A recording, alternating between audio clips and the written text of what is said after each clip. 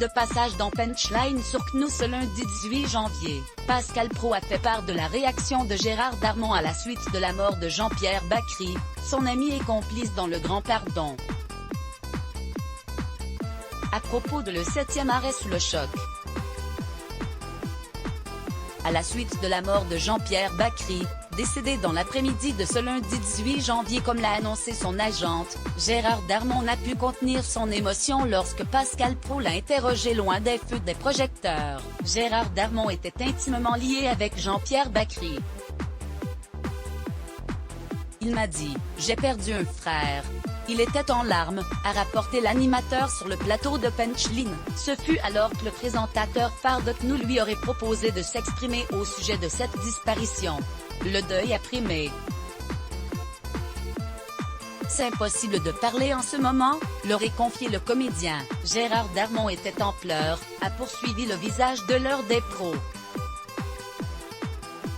Lieutenant de Roger Zanin, campé par Raymond Betoun, dans Le Grand Pardon, sorti en 1982, Jean-Pierre Bacry et Gérard Darmon ont connu des décennies d'amitié, complices puis brouillés, éloignés puis réconciliés. Leur relation avait pris des allures de fraternité.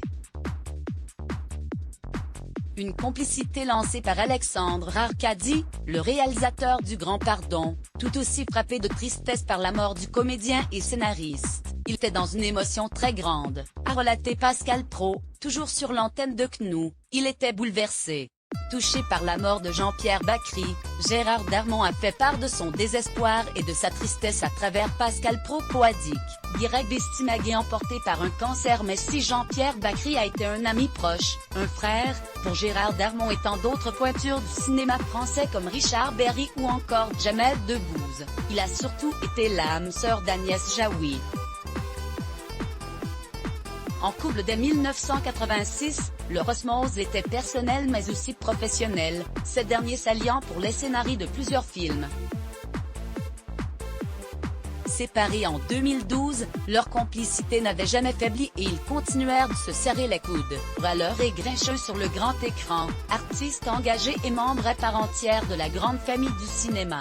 Lui qui n'a jamais eu d'enfant, Jean-Pierre Bacry était aussi un fumeur important et invétéré selon Olivier Benkamoun.